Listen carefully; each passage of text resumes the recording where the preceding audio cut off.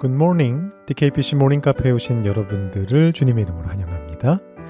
오늘은 새로운 새벽 카페가 시작된 첫 주의 마지막 날입니다. 넷으로 나눠 살펴본 예레미야 2장 브런치의 마지막 요리 시간이기도 합니다. 한 주간의 새로운 시도가 어떠셨나요? 어제 한 권사님께서 전화를 주셨습니다. 옛날에 파라과이에 이민 가셨다가 이곳으로 오셨는데 그 예전에 파라과이에서 드시던 커피를 기억하고 계셨어요? 제게 스페인어로 몇 가지를 알려주셨는데 제가 스페인어를 모르기 때문에 다 알아듣지는 못했습니다만 하나 정확하게 기억하는 게 있습니다. 코끼또라고 하는 일종의 과자 같은 것인데요. 어제 제가 새벽 카페에서 딱딱한 브런치를 커피에 찍어 드시라 말씀드렸을 때 곧바로 이 코끼또 과자가 떠오르셨다고 합니다. 제가 정확히 들었는지 모르겠는데 후고데 카페라고 말씀하신 것 같은데 그런 부드러운 커피가 있대요. 거기에 꼬끼또를 찍어 드시면 부드러워졌다라고 그렇게 말씀하시더라고요. 오늘까지 예레미야 2장의 질책의 말씀 계속되고 있기 때문에 여러분 오늘도 딱딱한 꼬끼또를 커피에 꼭 찍어 드시는 게 좋겠습니다. 여러분 커피 준비하셨죠? 오늘 새벽 카페 시작합니다. 오늘은 2장을 마무리하면서 종합 선물 세트와 같은 내용이 전달되고 있습니다. 우리가 이미 앞에서 살펴봤던 내용들이 다시 반복돼서 나옵니다. 화요일에 살펴봤던 하나님과의 거리가 31절에 등장하죠. 광야라는 개념도 그대로 나오고 있습니다. 이 부분은 우리가 조금 있다가 묵상 포인트 이야기하면서 다시 얘기할 테니까 조금 넘어가 볼게요. 자, 우리가 수요일에는 뭘 살펴봤죠? 하나님과 경쟁하는, 그렇게 우리에게 자유를 줄 듯이 하면서 실제로는 우리를 포로로 잡아버리는 아수르와 애굽에 대해서 살펴봤습니다. 그 내용은 오늘 말씀 36절과 37절에 나오고 있습니다. 거기서 어떤 표현들이 나오느냐 하면 길을 바꿔서 부지런히 돌아다녀도 결국에는 수치를 당하게 될 것이다. 이렇게 말하고 있는데 이렇듯이 하나님을 떠나 하나님과 경쟁하는 세상의 지혜와 권력에 가까이 다가가더라도 결국은 종말을 피할 수는 없게 된다라는 것을 알게 되죠. 자, 그리고 어제 말씀에서는요, 목요일 말씀에서는 많은 상징들을 동원해서 하나님의 뜻을 따르지 않는 이스라엘의 잘못을 지적했었는데요. 이와 유사한 상징적인 이미지들이 32절부터 34절까지에서 다시 한번 나오고 있습니다. 신부가 자신의 결혼 예복을 잊어버리고 다른 사랑을 얻기 위해서 자신을 꾸미는 그런 모습입니다. 흥미롭게도 이런 모습이 죄 없는 가난한 자를 피를 흘리게 하는 어떤 윤리적, 도덕적 결함과 연결돼서 같은 상징 이미지 속에서 등장하고 있는데 이 부분에 대해서도 잠시 후에 조금 더 다뤄보겠습니다. 자, 결국은 이 세 가지가 오늘 종합 선물 세트로 다시 한번 등장했는데요. 자, 우리가 지난 3일 동안 파편적으로 살펴봤던 이 세 가지 내용을 그렇다면 어떻게 연결해서 이해할 수 있을까요? 자, 오늘의 묵상 포인트 바로 첫인상입니다. 여러분, 첫인상이 대단히 중요하다라는 것을 여러분들 모두가 의식적으로든 무의식적으로든 알고 계실 것입니다. 어떤 연구 결과에 따르면 사람은 어떤 새로운 사람을 만날 때 그 사람에 대한 인상을 불과 0.3초 만에 호감과 비호감으로 구분한다고 합니다. 아주 무서울 정도의 파워죠. 여기서 한번 생각해 보시죠. 이스라엘 백성들은 하나님에 대한 어떤 첫인상을 가지고 있을까요?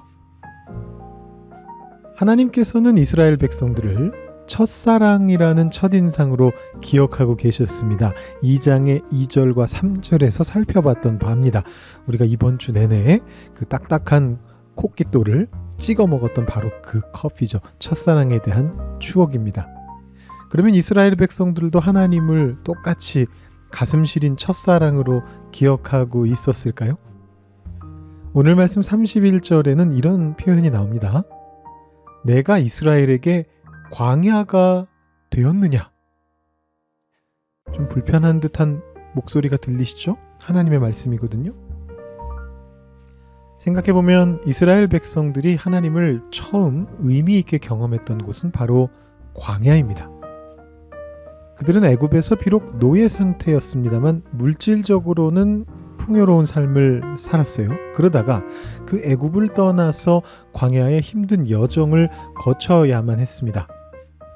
하나님은 이때 광야 생활의 바로 초입부에서 시내산에 강림하시는 것을 통해서 이스라엘 사람들을 만나 주시죠. 그런데 이때 이스라엘 사람들은 그 위대하게 강림하신 하나님께 끊임없이 불만을 말했습니다. 마실 거 없습니까? 마실 거 없나요? 우리 목말라요. 마실 것을 주니까 이번에는 뭐라 그럽니까? 먹을 것 없습니까? 우리 굶어 죽겠습니다. 먹을 것을 줬습니다. 와, 마실 것과 먹을 것을 줬으니 다 된 거 아닙니까? 그랬더니 이번엔 또 뭐라 그랬죠? 고기 없습니까? 고기 안 먹고 힘이 납니까? 이런 말들을 하면서 하나님께 계속 불만을 토로했습니다. 물질적인 풍요에 완전히 젖어 있었던 거죠. 그래서 노예 생활을 하던 때를 오히려 그리워하면서 하나님이 주시는 물질들을 영 만족하지 못한 채로 받아먹었습니다.